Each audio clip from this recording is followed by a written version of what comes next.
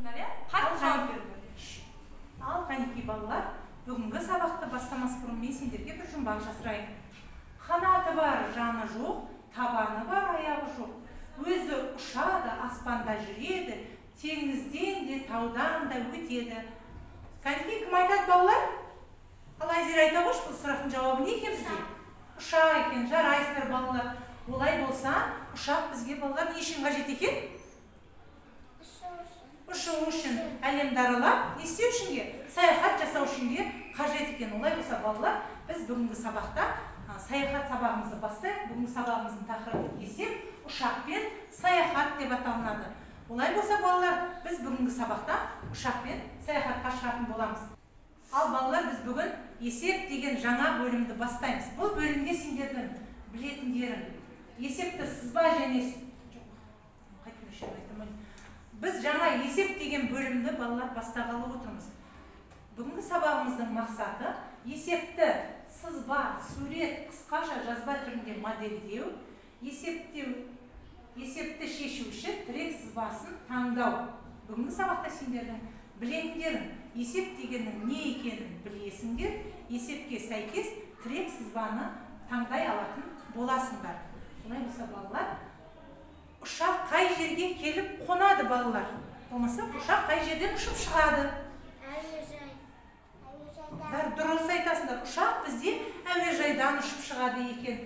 Олай болса, балалар, ал енді болса, әуежайдан ұшып шыққан ұшақпен саяхатымызды ары қарай бастаймыз. Енді сендер мына жерге мән беріңдер, мына екі мәтінді салыстырайық.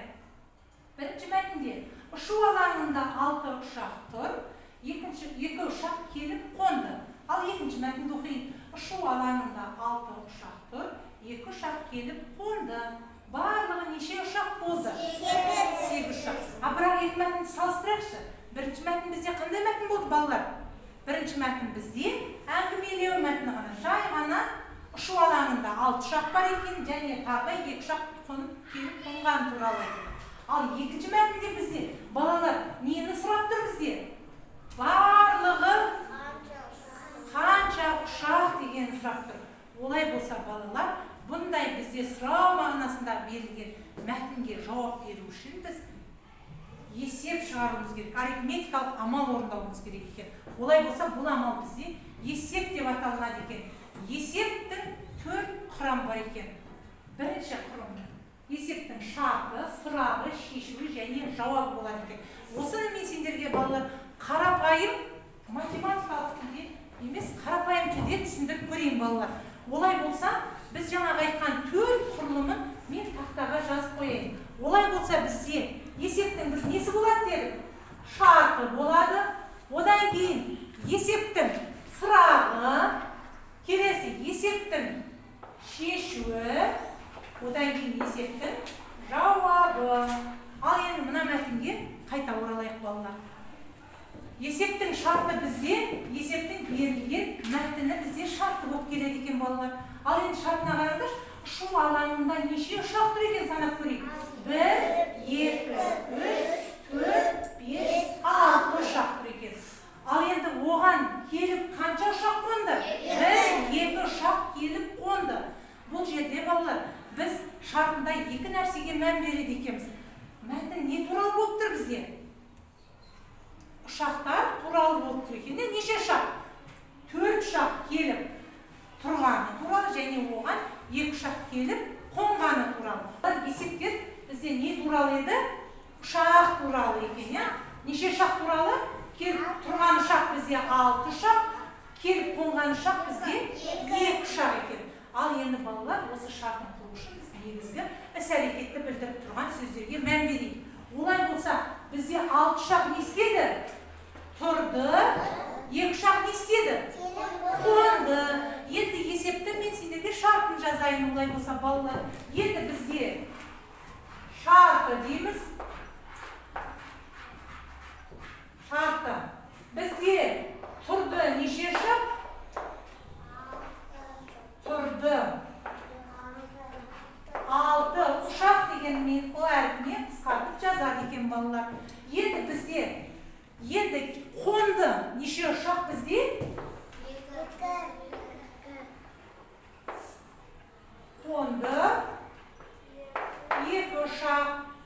бізде балалар нені сұрап тұр? Сұрақ белгісі. Енді біз сұрағына келейік. Бізде нені сұрап тұр? Барлығы деген сұрап тұр балалар. Барлығы дегенді білу үшін мен нені қоямын? Бұрыш таңбасын қоямын. Олай болса, біз сұрақ белгісін қоямын. Енді қараңдар, мен жаңа сызбаға сызып қойған болатынмын. Енді мен есептің шартын құрдым. Енді есептің сұрағын қойдым ба балалар? Сұрағын қойдым. Міне сұрағына плюс қоямын, қойдым. Енді балалар мен шешуіне келеді екем. Енді біз сұрақ қойғаннан кейін балалар, ол сұрақты міндетті түрде шешуіміз керек екен. Ал олай болса балалар, мен жазамын шешуі. Не істеймін балалар? Барлық бөлігін табу үшін балалар не істеу керек? Қандай арифметикалық амал қолданамын? Барлық бөлігін табу үшін қосу амалын дұрыс айтасыңдар. Енді мен неге нені қосам? Тұрған 6 ұшаққа келіп қойылған 2 ұшақты қосам. Ал олай болса балалар, тұрған 6 қосу 2 тең болады балалар. Барлық қанша ұшақ болды? 8 ұшақ болды. Олай болса балалар, енді біз шешуін таптық. Енді міндетті түрде сол шешуге жауап беруіміз керек екен балалар. Біз жауап беру үшін сұраққа келеміз. Бізде сұрақта не деп тұр? Барлығы неше ұшақ деп тұр. Олай болса біз жазамыз. Жауабы, толық жауап береміз. Жауабы бізде барлығы 8 ұшақ. Барлығы 8 ұшақ. Толық жазып қоямыз. Мінекей балалар. Ал енді балалар, бізге жаңағы берілген мәтіннің қысқаша жазылу бойынша есепті құрастырып көрейік. Қысқаша жазылу бойынша.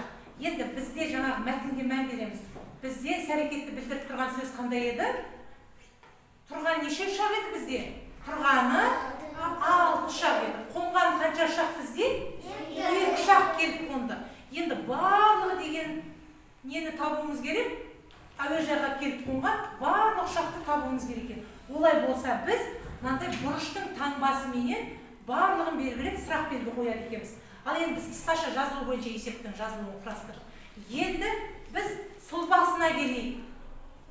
Бұл жерде біз сызып аламыз сызықпенен. Енді бізде тұрған қанша ұшақ еді? Тұрғаны бізде барлығы 6 ұшақ. 6 деп жазып қойдық. Келіп қонған қанша ұшақ? 2 ұшақ. Енді барлық бөлігін табу үшін бізде не істейміз? 6-ға 2-ні қосу арқылы 8 деп табады екенбіз. Міне, бізде тұрды неше ұшақ? 6 ұшақ, қонды 2 ұшақ, барлығы белгісіз. Олай болса 6-ға 2-ні қосады екенбіз. Енді балалар, келесі екінші тапсырмаға мән берейікші балалар. Бұл жерде ұшақта 70 адам болды. Ұшақтан 30 адам шықты, неше адам қалды. Есепті шешу үшін бірінші біз несін сызып алуымыз керек екен? Сұлбасын сызып алуымыз керек екен. Бізде болды неше адам? Барлығы 70 адам. Шықты неше адам? 30 адам. Енді қалғаны белгілі ма бізде? Жоқ, белгісіз. Олай болса сұрақ белгісін қояды екенбіз. Енді осы бізде есепті шешу үшін не істеді екенбіз? Жаңа қосу амалынан кер амал бізде қандай амал еді? Азайту амалы. Олай болса, барлық болған адамнан нешені алып тастаймыз? Шығып кеткен адамды алып тастаймыз. Олай болса, 70-тен нені азайтамыз? 30 азайтамыз. Бізде қанша адам қалды? 40 адам қалды. Енді осы есептің шешуін таптық. Енді шешуге жауап беру үшін біз міндетті түрде сұрағына келеміз. Бізде не деп сұрап тұр? Қалған адам, неше адам қалды дейді, жазамыз. Жауабы қалды қанша адам екен? 40 адам қалыпты.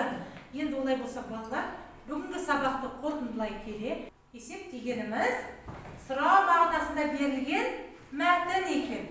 Ал енді осы есептің неше бөлігі бар екен? 2 бөлік. Ол қандай? Есептің шарты дұрыс айтасыздар. Одан кейін сұрағы. Осы шарты мен сұрағы болған жағдайда біз есепті шығара алады екенбіз. Енді олар қандай бөлік? Есептің барлық бөлігін барлығын табу үшін біз не істеуіміз керек балалар? Қандай амал қолданамыз? Есептің барлық бөлігін табу үшін. Дұрыс айтасыңдар, қосу амал. Ал енді есептің қалған бөлігін табу үшін не істейміз? Азайту амалын орындайды екенбіз. Жарайсыңдар балалар.